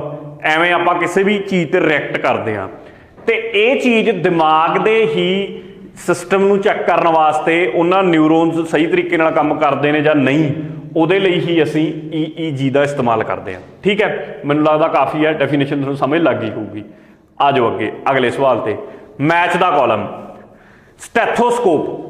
ਸਟੈਥੋਸਕੋਪ ਕਿਹਨੂੰ ਕਹਿੰਦੇ ਆ? ਇਹਦੇ ਵਿੱਚ ਨਾ ਮੈਂ ਪੰਜਾਬੀ 'ਚ ਇੱਥੇ ਲਿਖਿਆ ਹੋਇਆ, ਠੀਕ ਹੈ, ਕਿਉਂਕਿ ਇੱਥੇ ਜਗ੍ਹਾ ਘੱਟ ਸੀ, ਫਿਰ ਮੈਂ ਅੱਡ ਬਣਾਤੇ। ਚੱਲ ਪੰਜਾਬੀ ਵਾਲਾ ਪੜ੍ਹਨਾ ਨੇ ਆਪਾਂ, ਅੰਗਰੇਜ਼ੀ ਵਾਲਾ ਵੀ ਬਾਅਦ 'ਚ ਦਿਖਾਉਣਾ। ਸਟੈਥੋਸਕੋਪ ਬਈ ਸਟੈਥੋਸਕੋਪ ਕਿਹਨੂੰ ਕਹਿੰਦੇ ਆ? ਇਹਨੂੰ ਕਹਿੰਦੇ ਆ ਸਟੈਥੋਸਕੋਪ। ਕਈਆਂ ਨੂੰ ਤਾਂ ਨਾਮ ਨਹੀਂ ਪਤਾ ਹੋ, ਨਾਮ ਨਹੀਂ ਸੁਣਿਆ ਹੋਊ, ਪਰ ਆਹ ਦੇਖਿਆ ਜ਼ਰੂਰ ਹੋਊ। ਹਰ ਡਾਕਟਰ ਨਰਸ ਦੇ ਗਲ 'ਚ ਹੀ ਲਟਕਦਾ ਹੁੰਦਾ ਇਹ। ਠੀਕ ਹੈ, ਤਾਂ ਸਟੈਥੋਸਕੋਪ ਨਾਲ ਕੀ ਕੱਢਦੇ ਹਾਂ ਅਸੀਂ? ਕੋਈ ਦੱਸ ਸਕਦਾ? ਇੱਥੇ ਲਾਉਂਦੇ ਨੇ ਜਾਂ ਪਿੱਛੇ ਢੂਹੀ ਤੇ ਲਾ ਕੇ ਚੈੱਕ ਕਰਦੇ ਨੇ ਦਿਲ ਦੀ ਆਵਾਜ਼। ਠੀਕ ਹੈ, ਤਾਂ ਦਿਲ ਦੀ ਆਵਾਜ਼ ਕਹਿ ਲਓ, ਤਾਂ ਦਿਲ ਦੀ ਧੁਨੀ ਕਹਿ ਲਓ, ਇਹਨੂੰ ਸੁਣਨ ਵਾਸਤੇ ਸਾਡੇ ਕੋਲੇ ਕੀ ਹੈ? ਸਟੈਥੋਸਕੋਪ। ਤਾਂ ਪਹਿਲੇ ਦਾ 3 ਆਨਸਰ ਤਾਂ ਇੱਥੇ ਨਿਕਲ ਗਿਆ ਵੀ ਸੀ ਹੋਣਾ ਚਾਹੀਦਾ, ਤੇ ਉਹ ਜ਼ਿਆਦਾਤਰ ਇਹੀ ਹੁੰਦਾ, ਕਿਉਂਕਿ ਇੱਕ ਅੱਧਾ ਹੀ, ਇੰਨੇ ਤਾਂ ਰੱਟੀਆਂ ਚੀਜ਼ਾਂ ਨਹੀਂ ਵੱਜਦੇ ਹੁੰਦੇ ਰੱਟੇ ਚੀਜ਼ਾਂ ਨੂੰ, ਪਰ ਕੁਝ ਕੁ ਬੜੇ ਖਾਸ ਯੰਤਰ ਨੇ ਜਿਨ੍ਹਾਂ ਦੇ ਬਾਰੇ ਐਗਜ਼ਾਮੀਨਰ ਇਹ ਸੋਚਦਾ ਯਾਰ ਵੀ ਬੱਚੇ ਨੂੰ ਘੱਟੋ ਘੱਟ ਆਹ ਤਾਂ ਪਤਾ ਹੋਣੇ ਚਾਹੀਦੇ ਨੇ। ਜੇ ਇਹ ਵੀ ਨਹੀਂ ਪਤਾ, ਇਹਦਾ ਮਤਲਬ ਫਿਰ ਉਹਨੂੰ ਨਹੀਂ ਕੁਝ ਪਤਾ ਹੈਗਾ, ਤਾਂ ਉਹ ਜ਼ਰੂਰ ਸਾਨੂੰ ਪਤਾ ਹੋਣ। ਅਗਲਾ ਮੇਰੇ ਕੋਲੇ ਜਿਹੜਾ ਦੂਸਰਾ, ਤਾਂ ਇੱਥੇ ਵੀ ਤੁਸੀਂ ਦੇਖ ਸਕਦੇ ਹੋ, ਇਹਨੂੰ ਅਸੀਂ ਕੀ ਬੋਲਦੇ ਹਾਂ? ਸਟੈਥੋਸਕੋਪ। ਅਗਲਾ ਹੈਗਾ ਸਫੈਗਮੋਮੈਨੋਮੀਟਰ। ਸਫੈਗਮੋਮੈਨੋਮੀਟਰ ਅਸੀਂ ਕਿਹਨੂੰ ਕਹਿੰਦੇ ਆ? ਇਹਨੂੰ। ਆ ਵੀ ਤਾਂ ਹੈ, ਇੱਥੇ ਲਪੇਟ ਦਿੰਦੇ ਨੇ ਬਾਂਹ ਤੇ, ਉਦੋਂ ਬਾਅਦ ਉਹ ਪੰਪ ਜਾਂ ਮਾਰਦੇ ਨੇ ਤੇ ਮੀਟਰ 'ਚ ਚੈੱਕ ਕਰਦੇ ਨੇ ਕਿੰਨੀ ਚੜ ਗਈ ਸੂਈ ਜਾਂ ਕਿੰਨੀ ਨਹੀਂ। 120/80, ਘੱਟੋ ਘੱਟ 80, ਵੱਧ ਤੋਂ ਵੱਧ 120, ਆਹ ਰੇਂਜ ਹੋਣੀ ਚਾਹੀਦੀ ਹੈ। ਕਾਹਦੀ ਰੇਂਜ ਹੋਣੀ ਚਾਹੀਦੀ ਹੈ? ਦੱਸੋ ਫਿਰ। ਇਹ ਰੇਂਜ ਹੋਣੀ ਚਾਹੀਦੀ ਹੈ ਸਾਡੇ ਬਲੱਡ ਦੇ ਪ੍ਰੈਸ਼ਰ ਦੀ, ਜਾਂ ਤੁਸੀਂ ਕਹਿ ਸਕਦੇ ਹੋ ਸਾਡਾ ਬਲੱਡ ਜਿਹੜਾ ਖੂਨ ਹੈ, ਸਾਡੇ ਖੂਨ ਦਾ ਦਬਾਅ, ਤੇ ਖੂਨ ਦਬਾਅ ਲਿਖਿਆ ਜਾਣਾ ਚਾਹੀਦਾ ਸੀ। ਖੂਨ ਦਬਾਅ ਨੂੰ ਜੇ ਮਾਪਣਾ ਕਿ ਖੂਨ ਦਾ ਦਬਾਅ ਕਿੰਨਾ, ਬਲੱਡ ਪ੍ਰੈਸ਼ਰ ਕਿੰਨਾ, BP ਨਹੀਂ ਕਹਿੰਦੇ ਨੇ BP ਹਾਈ ਹੋ ਗਿਆ ਜਾਂ BP ਲੋ ਹੋ ਗਿਆ। ਜੇ 80 ਤੋਂ ਥੱਲੇ ਡਿੱਗ ਗਿਆ, ਠੀਕ ਹੈ, ਫਿਰ ਅਸੀਂ ਕਹਿ ਦਾਂਗੇ BP ਲੋ ਹੋ ਗਿਆ। 120 ਤੋਂ ਵੀ ਪਾਰ ਲੰਘ ਗਿਆ, ਫਿਰ ਕਹਿ ਦਾਂਗੇ ਬਲੱਡ ਪ੍ਰੈਸ਼ਰ ਹਾਈ ਹੋ ਗਿਆ ਸਾਡਾ। ਇਸ ਤਰੀਕੇ ਨਾਲ BP ਨੂੰ ਅਸੀਂ ਵੱਧ ਘੱਟ ਦੀ ਮਾਤਰਾ ਦੇ ਵਿੱਚ ਮਾਪਦੇ ਹਾਂ। ਠੀਕ ਹੈ, ਆਹ ਤੁਹਾਡੇ ਕੋਲੇ ਉਹ ਯੰਤਰ ਹੈ, ਤੇ ਇਹਦਾ ਨਾਂ ਕੀ ਹੁੰਦਾ ਹੈ? ਸਫੈਗਮੋਮੈਨੋਮੀਟਰ। ਅੱਗੇ ਕੈਰੋਟੋਮੀਟਰ। ਯਾਰ ਕੈਰੋਟੋ, ਹੁਣ ਜੇ ਮੈਂ ਕਹਿੰਦਾ ਮਾੜੇ ਤੋਂ ਮਾੜੇ ਬੰਦੇ ਨੂੰ ਵੀ ਪਤਾ ਹੋਣਾ ਚਾਹੀਦਾ, ਤਾਂ ਕੈਰੇਟ 'ਚ ਕਿਹਨੂੰ ਮਾਪਦੇ ਆ? 22 ਕੈਰੇਟ ਹੈ ਕਿ 24 ਕੈਰੇਟ ਹੈ? ਸੋਨੇ ਨੂੰ। ਸੋਨਾ ਹੀ ਹੁੰਦਾ ਕਿ 22 ਕੈਰੇਟ ਸੋਨਾ, ਇਹਦਾ 24 ਕੈਰੇਟ ਹੈ। ਠੀਕ ਹੈ, ਫਿਰ ਕਿਹਦੇ ਲਈ ਵਰਤਿਆ ਜਾਂਦਾ ਹੋਊਗਾ ਇਹ? ਓਬਵੀਅਸ ਜੀ ਗੱਲ ਹੈ ਕਿ ਤੁਹਾਡਾ ਜਿਹੜਾ ਸੋਨਾ ਉਹ ਕਿੰਨਾ ਕੁ ਪਿਓਰ ਹੈ ਜਾਂ ਇੰਪਿਓਰ ਹੈ। 24 ਕੈਰੇਟ ਮੰਨਦੇ ਆ ਕਿ ਸਭ ਤੋਂ ਪਿਓਰਿਟੀ ਵਾਲਾ ਹੁੰਦਾ, 22 'ਚ ਥੋੜ੍ਹੀ ਜਿਹੀ ਮਿਕਸਿੰਗ ਹੋਈ ਹੁੰਦੀ ਹੈ। ਤਾਂ ਪਿਓਰਿਟੀ ਆਫ ਗੋਲਡ, ਸੋਨੇ ਦੀ ਸ਼ੁੱਧਤਾ ਨੂੰ ਨਾਪਣ ਦੇ ਲਈ, ਮਾਪਣ ਦੇ ਲਈ ਵਰਤਿਆ ਜਾਂਦਾ ਕੈਰੋਟੋਮੀਟਰ। ਕੈਰੇਟ ਤੋਂ ਸਮਝ ਲਓ, ਕੈਰੇਟ ਇਕਾਈ ਹੈ ਇਸ ਚੀਜ਼ ਦੀ, ਕੈਰੇਟ ਤੋਂ ਹੀ ਕੈਰੋਟੋਮੀਟਰ ਬਣਿਆ ਹੋਇਆ। ਅੱਗੇ ਹੈਗਾ ਲਕਸਮੀਟਰ, ਯਾਨੀ ਕਿ ਲਕਸ ਮੀਟਰ। ਆਹ ਫੋਟੋਆਂ ਨਾਲ ਦੇਖੀ ਚਲੋ, ਆਹ ਫੋਟੋ ਆ ਤੁਹਾਡੇ ਕੋਲੇ ਸੌਰੀ ਕੈਰੋਟੋਮੀਟਰ ਦੀ। ਆਹ ਇਹਨੇ ਕੜਾ ਸੋਨੇ ਦਾ ਰੱਖਿਆ ਹੋਇਆ ਤੇ ਇਹਨੂੰ ਮਾਪ ਰਿਹਾ। ਤੇ ਚੌਥਾ ਜਿਹੜਾ ਲਕਸਮੀਟਰ ਆ ਗਿਆ, ਆਹ ਲਕਸਮੀਟਰ ਹੈ। ਫੋਟੋ 'ਚ ਤੁਸੀਂ ਦੇਖ ਸਕਦੇ ਹੋ ਲਕਸਮੀਟਰ ਦੀ ਫੋਟੋ, ਇੱਥੇ ਲਿਖਿਆ ਵੀ ਹੈ ਲਕਸਮੀਟਰ। ਇਹ ਕਿਹਨੂੰ ਮਾਪੂਗਾ? ਇੱਕੋ ਹੀ ਚੀਜ਼ ਰਹਿ ਗਈ ਫਿਰ, ਪ੍ਰਕਾਸ਼ ਦੀ ਤੀਬਰਤਾ।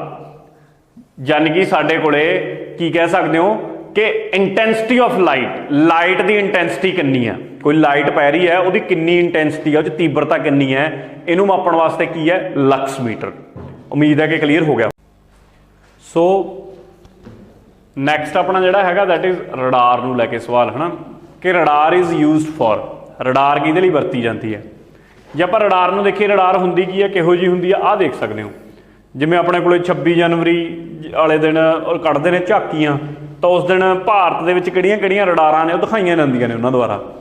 ਤੇ ਜੇ ਮੈਂ ਤੁਹਾਨੂੰ ਦੱਸਾਂ, ਜਿਵੇਂ ਇੱਕ ਭਾਰਤ ਦੀ ਬੜੀ ਮਸ਼ਹੂਰ ਰਡਾਰ ਹੈ ਜਿਹਨੂੰ ਅਸੀਂ ਰਜਿੰਦਰਾ ਰਡਾਰ ਦੇ ਨਾਮ ਨਾਲ ਜਾਣਦੇ ਹਾਂ। ਰਜਿੰਦਰਾ, ਜੇ ਪੇਪਰ 'ਚ ਇਹੋ ਜਿਹੇ ਸਵਾਲ ਵੀ ਬਣ ਸਕਦੇ ਆ ਕਿ ਜਿਵੇਂ ਅਰਜੁਨ ਹੈ, अर्जुन की है भारत का, वो कोई टैंक है जां लड़ाकू विमान है साडा, कोई जहाज़ है जां कोई साडी आपां कह लीए कि पनडुब्बी है, एवें दे सवाल भी पूछे जाते हैं। फिर इहो ਜਿਹੇ सवालों का हल अपने कोर्स 'ਚ बिल्कुल हैगा।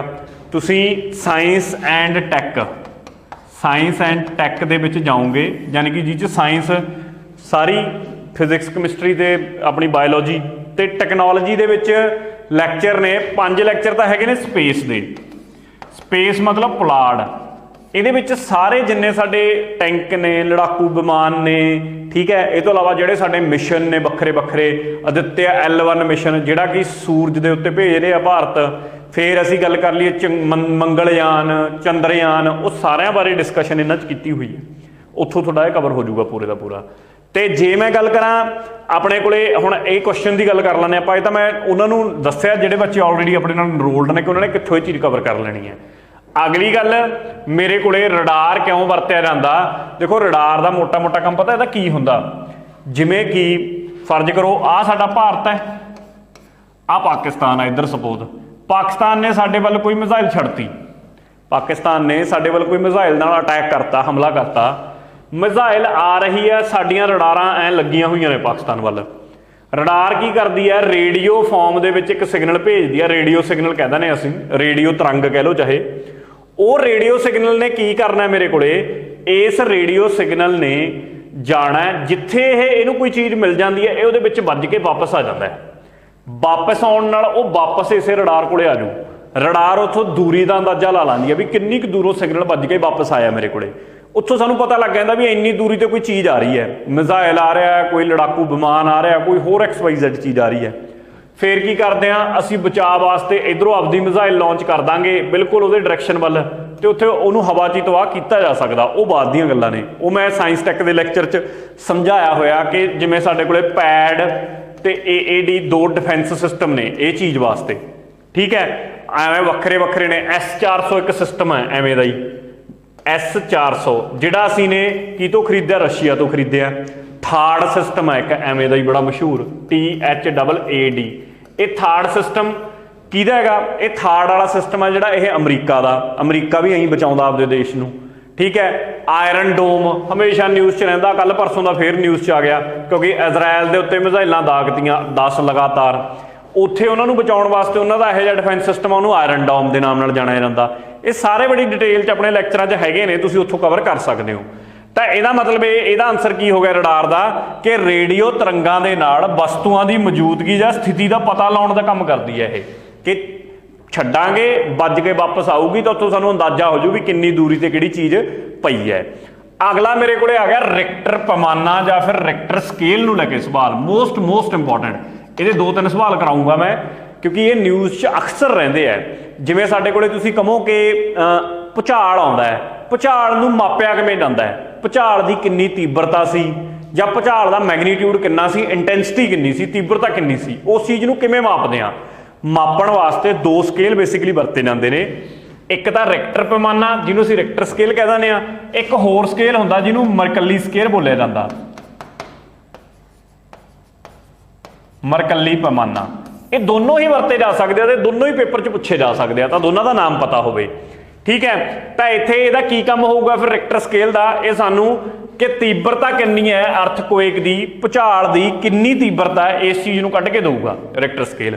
देखो बेसिकली ना 7 जे 7 की इंटेंसिटी का है, 7 की तीव्रता का स्पीड का, इस तो उपर जा इन्नी स्पीड इन्नी गति हैगी है थोड़े भुचाल की, तो फिर वो तबाही लियाउण वाला उन्हें एवें घट होने आ। फिर तुसीं आ देख सकते हो 7 तो बाद वाला तबाही वाला है, 7 तो थल्ले उस हिसाब नाल भी बिल्कुल छोटा जिहा सी, जिवें साडे इत्थे पंजाब दे विच तां ज़्यादातर माइनर जी आउंदे ने ना, पक्खा हल गया, इन्ना की चीज़ां हुंदियां ने, होर किन्ना कुछ हुंदा। ते ये चीज़ां भुचाल आउंदा क्यों आ, ये जोग्राफी के चीज़ां पढ़िया जांदियां ने, साडे काम दी नहीं, सानूं इन्नी जोग्राफी नहीं पाई हुई, सिर्फ पंजाब की जोग्राफी पुछी हुई है पेपर 'च कांस्टेबल दे विच। पर बेसिकली की है कि थल्ले साडी ना धरती है जिहड़ी पूरी प्लेटां ते खड़ी है, वो जिमें प्लेट जिमें आ प्लेट है, प्लेट जो ऐ प्लेट हलदी है तो उत्तों धरती भी हलदी है नाल दी नाल, तो प्लेटां दी मूवमेंट करके ही ये सारा कुछ हुंदा है साडे कोले भुचाल वाला सिस्टम। हुण जे मैं गल करां कि ये रिक्टर स्केल नूं लैके एक सवाल होर जिहड़ा पेपर कई तरीक़िਆਂ नाल सवाल पुछदा है कि यह किहनूं मापदा है, ये तो मैनूं पता कि भुचाल नूं मापदा है, ਭੁਚਾਲ ਵੀ ਆਉਣ ਦਾ ਕੀ ਕਾਰਨ ਹੈ? ਤਰੰਗਾਂ ਨੇ। ਜਿਵੇਂ ਹੁਣ ਫਰਜ਼ ਕਰੋ ਆ ਮੇਰੀ ਧਰਤੀ ਦੀ ਸਤਹ ਆ, ਭੁਚਾਲ ਕੀ ਉੱਠਦਾ? ਧਰਤੀ ਦੇ ਵਿੱਚੋਂ ਉੱਠਦਾ ਹੈ।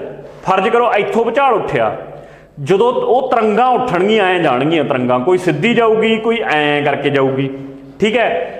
ਇਹ ਤਰੰਗਾਂ ਜਿੰਨਾ ਚਿਰ ਤਾਂ ਧਰਤੀ ਦੇ ਵਿੱਚ ਨੇ ਉਨਾ ਚਿਰ ਤਾਂ ਇਹਨਾਂ ਨੂੰ ਅਸੀਂ ਕਹਿੰਦੇ ਆ ਬੋਡੀ ਵੇਵਸ, ਕਿ ਇਹ ਧਰਤੀ ਦੇ ਵਿੱਚ ਹੀ ਨੇ ਜਿਹੜੀਆਂ ਤਰੰਗਾਂ ਉੱਠ ਕੇ ਆ ਰਹੀਆਂ ਨੇ। ਜਿਵੇਂ ਹੀ ਇਹ ਆਹ ਤਹਿ ਤੇ ਪਹੁੰਚ ਜਾਣਗੀਆਂ ਸਤਹਿ ਤੇ, ਇੱਥੇ ਵੀ ਫਿਰ ਇਹ ਐਂ ਮੂਵ ਕਰਦੀਆਂ ਨੇ ਗਾਹਾਂ ਇੱਧਰ ਉੱਧਰ ਜਾਂਦੀਆਂ ਨੇ, ਫਿਰ ਇਹਨਾਂ ਨੂੰ ਅਸੀਂ ਕਹਿ ਦਿੰਦੇ ਹਾਂ ਸਰਫੇਸ ਵੇਵਸ ਜਾਂ ਸਤਹਿ ਦੀਆਂ ਚੱਲਣ ਵਾਲੀਆਂ ਤਰੰਗਾਂ ਜਾਂ ਵੇਵਸ ਕਹਿ ਲਓ ਤੁਸੀਂ। ਮਤਲਬ ਕਿ ਇਹ ਬੋਲਿਆ ਜਾਂਦਾ ਇਹਨਾਂ ਨੂੰ, ਬੇਸਿਕਲੀ ਲਹਿਰਾਂ ਕਹਿ ਸਕਦੇ ਹੋ। ਤਾਂ ਦੋ ਤਰ੍ਹਾਂ ਦੀਆਂ ਪਾਈਆਂ ਜਾਂਦੀਆਂ ਨੇ, ਬੋਡੀ ਵੇਵਸ ਤੇ ਸਰਫੇਸ ਵੇਵਸ। ਗਾਹਾਂ ਇਹਨਾਂ ਦੀਆਂ ਵੀ ਦੋ ਪ੍ਰਕਾਰਾਂ ਨੇ। ਇੱਕ ਨੂੰ ਅਸੀਂ ਕਹਿੰਦੇ ਹਾਂ ਪੀ ਵੇਵਸ। ਪੀ ਵੇਵਸ ਦਾ ਮਤਲਬ ਪੰਜਾਬੀ 'ਚ ਤੁਸੀਂ ਕਹਿ ਸਕਦੇ ਹੋ ਪ੍ਰਾਇਮਰੀ ਵੇਵਸ, ਪ੍ਰਾਇਮਰੀ ਲਹਿਰਾਂ। ਕਿਹਦੀ ਟਾਈਪ ਹੈ? ਬੋਡੀ ਵੇਵਸ ਦੀ। ਦੂਜੀ ਟਾਈਪ ਮੇਰੇ ਕੋਲ ਆਉਂਦੀ ਹੈ ਸੈਕੰਡਰੀ, ਸੈਕੰਡਰੀ ਲਹਿਰਾਂ। ਦੋਨਾਂ 'ਚ ਕੀ ਫਰਕ ਹੈ? ਖਾਸ ਫਰਕ ਤੁਹਾਨੂੰ ਮੈਂ ਦੱਸਦਾ। ਇੱਕ, ਜਿਹੜੀਆਂ ਤਾਂ ਪੀ ਵੇਵਸ ਹੁੰਦੀਆਂ ਨੇ ਇਹ ਤਾਂ ਚੱਲਦੀਆਂ ਨੇ ਐਂ ਸਿੱਧੀਆਂ, ਬਿਲਕੁਲ ਐਂ। ਜਿਹੜੀਆਂ ਆ ਐਸ ਵੇਵ ਸੈਕੰਡਰੀ ਲਹਿਰਾਂ ਨੇ ਇਹ ਐਂ ਚੱਲਦੀਆਂ ਨੇ, ਐਂ, ਠੀਕ ਹੈ। ਇਹ ਵੀ ਪੁੱਛਿਆ ਜਾਂਦਾ ਹੁੰਦਾ ਕਿ ਕਿਹੜੀ ਸਿੱਧੀ ਚੱਲਦੀ ਹੈ, ਕਿਹੜੀ ਐਂ ਹੌਰੀਜ਼ੌਂਟਲ ਯਾਨੀ ਕਿ 90 ਡਿਗਰੀ ਦਾ ਕੋਨ ਬਣਾ ਕੇ ਐਂ ਉੱਪਰ ਥੱਲੇ ਹੋ ਕੇ ਚੱਲਦੀ ਹੈ। ਤਾਂ 90 ਡਿਗਰੀ ਦਾ ਕੋਨ ਬਣਾ ਕੇ ਕਿਹੜੀ ਸੈਕੰਡਰੀ ਚੱਲਦੀ ਹੈ, ਤੇ ਪ੍ਰਾਇਮਰੀ ਸਿੱਧੀ 180 ਡਿਗਰੀ ਜਾਂ 0 ਡਿਗਰੀ ਦੇ ਕੋਨ ਵਾਂਗੂ ਚੱਲਦੀ ਹੈ, ਜਿਵੇਂ ਹੁੰਦਾ ਆਪਣੇ ਕੋਲੇ। ਦੂਜਾ ਸਵਾਲ ਜਿਹੜਾ ਪੁੱਛਿਆ ਜਾਊਗਾ, ਇਹ ਆਨਸਰ ਤੁਸੀਂ ਮੈਨੂੰ ਦੱਸਣਾ ਕਮੈਂਟ ਬਾਕਸ ਦੇ ਵਿੱਚ, ਕਿ ਇਹਨਾਂ ਦੇ ਵਿੱਚੋਂ ਇੱਕ ਵੇਵ ਤਾਂ ਲਹਿਰ ਇਹੋ ਜਿਹੀ ਹੈ ਜਿਹੜੀ ਸਾਡੇ ਕੋਲੇ ਸੋਲਿਡ ਮਤਲਬ ਠੋਸ, ਲਿਕੁਇਡ ਮਤਲਬ ਤਰਲ, ਤੇ ਗੈਸ ਮਤਲਬ ਗੈਸ, ਤਿੰਨਾਂ 'ਚੋਂ ਲੰਘ ਸਕਦੀ ਹੈ। ਇੱਕ ਇਹੋ ਜਿਹੀ ਹੈ ਜਿਹੜੀ ਇਕੱਲੀ ਠੋਸ ਤੇ ਤਰਲ, ਸੋਲਿਡ, ਲਿਕੁਇਡ 'ਚੋਂ ਹੀ ਲੰਘਦੀ ਹੈ, ਗੈਸ 'ਚੋਂ ਨਹੀਂ ਲੰਘ ਸਕਦੀ। ਇਹ ਕਮੈਂਟ ਬਾਕਸ ਤੁਸੀਂ ਮੈਨੂੰ ਦੱਸਿਓ ਕਿ ਉਹ ਪੀ ਵੇਵ ਹੈ ਕਿ ਐਸ ਵੇਵ ਹੈ। ਦੂਜੀ ਗੱਲ, ਕਈ ਪੁੱਛਦੇ ਨੇ ਕਿ ਤੁਸੀਂ ਆਪ ਹੀ ਪੜ੍ਹਾ ਦਿਆ ਕਰੋ ਜੀ, ਸਵਾਲ ਕਿਉਂ ਪੁੱਛਦੇ ਹੋ? ਉਹ ਮੇਰਾ ਕੋਈ ਮਕਸਦ ਇਹ ਨਹੀਂ ਹੈਗਾ ਕਿ ਮੈਂ ਤੁਹਾਨੂੰ ਕਿਸੇ ਨੂੰ ਵੀ ਸਵਾਲ ਪੁੱਛ ਕੇ ਪਰੇਸ਼ਾਨ ਕਰਾਂ ਜਾਂ ਤੰਗ ਕਰਾਂ। ਕਾਰਨ ਪਤਾ ਕੀ ਹੁੰਦਾ? ਇਹ ਟੌਪਿਕ ਬੜਾ ਹੌਟ ਟੌਪਿਕ ਹੈ, ਹਰ ਵਕਤ ਨਿਊਜ਼ 'ਚ ਰਹਿੰਦਾ ਹੈ। ਜਿਵੇਂ ਹੁਣ ਤਰੱਕੀ 'ਚ ਭੁਚਾਲ ਆਇਆ, ਉਹਨੇ ਬਹੁਤ ਤਬਾਹੀ ਕੀਤੀ ਹੈ, ਫਿਰ ਨਿਊਜ਼ ਦੇ ਵਿੱਚ ਰੈਕਟਰ ਸਕੇਲ, ਸਿਸਮਿਕ ਵੇਵਸ ਆ ਗਈਆਂ ਨਿਊਜ਼ ਦੇ ਵਿੱਚ ਨਾਲ ਦੀ ਨਾਲ। ਇਹਨਾਂ ਦੇ ਉੱਤੇ ਐਗਜ਼ਾਮੀਨਰ ਦੀ ਅੱਖ 24 ਘੰਟੇ ਰਹਿੰਦੀ ਹੈ, ਕਿਉਂਕਿ ਇਹ ਹਮੇਸ਼ਾ ਅਖਬਾਰਾਂ ਦੀਆਂ ਸੁਰਖੀਆਂ ਬਣਦੇ ਨੇ।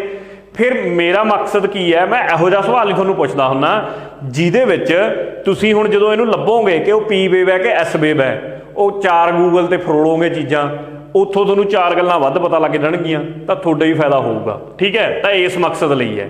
ਜਦੋਂ ਆ ਜਾਂਦੀਆਂ ਸਤਹਿ ਦੇ ਉੱਤੇ, ਫਿਰ ਦੋ ਤਰ੍ਹਾਂ ਦੀਆਂ ਵੇਵਸ ਚੱਲਦੀਆਂ, ਇੱਕ ਰੇਲੇ ਵੇਵ ਹੁੰਦੀ ਹੈ, ਇੱਕ ਲਵ ਵੇਵ ਹੁੰਦੀ ਹੈ, ਠੀਕ ਹੈ। ਜੇ ਸਭ ਤੋਂ ਖਤਰਨਾਕ ਤੁਸੀਂ ਪੁੱਛੋਗੇ ਇਹਨਾਂ ਦੇ ਵਿੱਚੋਂ ਸਭ ਤੋਂ ਵੱਧ ਤਬਾਹੀ ਕਰਨ ਵਾਲੀ ਵੇਵ ਲਹਿਰ ਕਿਹੜੀ ਹੈ, ਤਾਂ ਉੱਤਰ ਹੋਣਾ ਚਾਹੀਦਾ ਲਵ ਵੇਵ, ਠੀਕ ਹੈ। ਵੈਸੇ ਵੀ ਲਵ ਖਤਰਨਾਕ ਹੀ ਹੁੰਦਾ ਹੈ, ਤੇ ਜੇ ਲਹਿਰਾਂ ਦੀ ਫਾਰਮ 'ਚ ਆ ਜਾਏ ਲਵ ਤਾਂ ਵੀ ਉਹ ਖਤਰਨਾਕ ਹੈ। ਤਾਂ ਲਵ ਹਰ ਥਾਂ ਤੇ ਖਤਰਨਾਕ ਹੀ ਹੈ, ਤਾਂ ਇਹ ਖਤਰਨਾਕ ਵੇਵ ਹੈ, ਮਤਲਬ ਲਹਿਰ ਹੈ, ਤੁਸੀਂ ਦੇਖ ਸਕਦੇ ਹੋ।